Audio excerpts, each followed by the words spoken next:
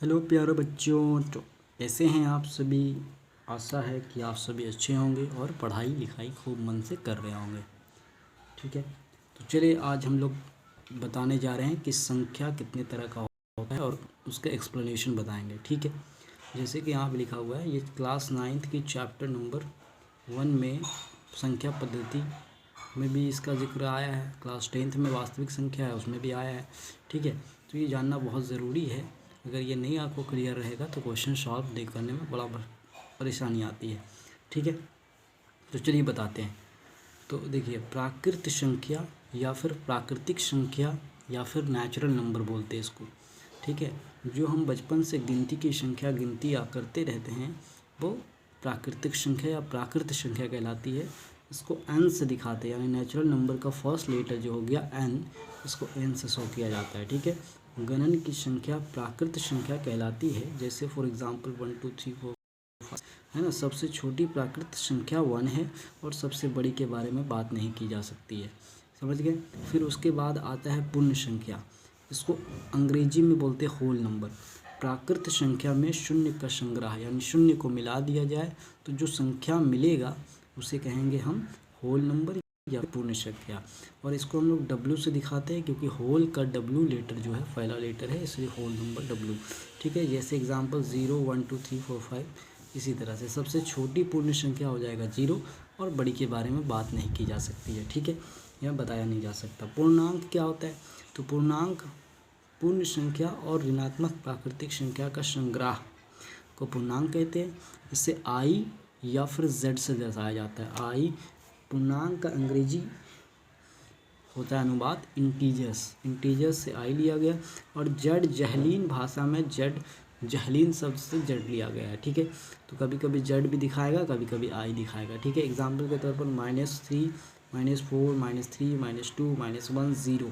तो ये आपका हो गया नेचुरल नंबर 1 2 3 4 5, और इसमें नेगेटिव लगा दिए हैं और ये पूर्ण संख्या हो गया। ठीक है, 0 को ना तो नेगेटिव माना गया है ना तो पॉजिटिव माना गया है। ठीक है, सिर्फ 0।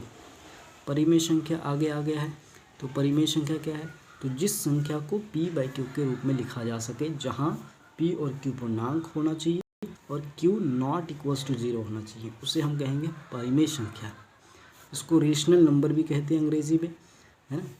और इसको हम लोग q से दर्शाते हैं। q जो है अंग्रेजी शब्द क्वेश्चन से लिया गया है, यानी कि भाग करने पर जो हमको क्वेश्चन मिलता है उससे क्यों लिया गया है। इसको एक तरह से और से डिफाइन किया जा सकता है कि जिस संख्या का दशमलव प्रसार शांत या अशांत आवृत्ति हो। शांत का मतलब ये हुआ कि कोई भी संख्या को अगर हम किसी संख्या से डिवाइड करते हैं तो वो पूरी कैंसिल आउट हो जाता है। हालांकि पॉइंट के बाद भी कैंसिल आउट हो, लेकिन हो जाता है, तो उसको बोलेंगे शांत प्रसार है उसका। अशांत आवृत्ति कैसे है, जिस संख्या को हम भाग करें तो पूरी कटे ना, बार बार रिपीट होने लगे। जैसे कि अगर हम 10 को 3 से भाग करेंगे, है ना, तो 3.33333 आता रहेगा, वो कभी एंड नहीं होगा। तो इसको संख्या को बोलते हैं अशांत आवर्ती, यानी आवर्त मतलब होता है रिपीटिशन। तो जिस संख्या में इस तरह का भी होगा तो वो हो जाएगा परिमेय संख्या। आगे समझेंगे बात।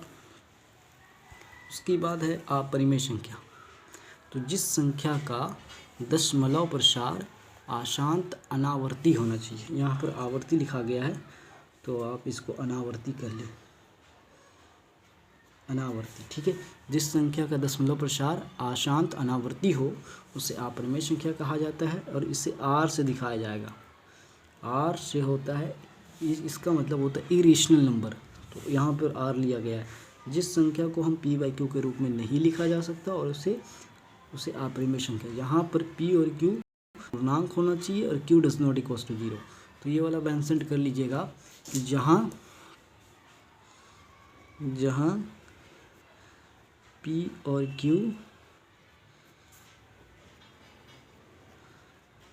पूर्णांक हो, q does not equals to 0 हो। तो चले इतना ही जानते। जैसे एग्जांपल में रूट के अंदर वो सभी संख्याएं आ जाएगी जो कंप्लीट स्क्वायर नंबर नहीं है ना। पॉइंट में जैसे कि 0.10 100 100 140, यानी कि एक सीरीज संख्या का है, वो कभी रिपीटिशन नहीं दिखा रहा है, तो ऐसे संख्या को हम कहेंगे अपरिमेय संख्या। समझ में आ गया होगा आशा करता हूँ। और इस अपरिमेय संख्या और परिमेय संख्या को मिलाकर जो संख्या बनती है उसको कहते हैं वास्तविक संख्या यानी रियल नंबर, जो कि हम क्लास 10th में पढ़ेंगे इसका डिस्कशन। ठीक है, अगर आपको ये वीडियो अच्छा लगा हो तो आप इसे लाइक शेयर एंड सब्सक्राइब ज़रूर कर ले और अपने दोस्तों में भी इसको शेयर कर। ठीक है, सबको फ़ायदा होना चाहिए। Thank you.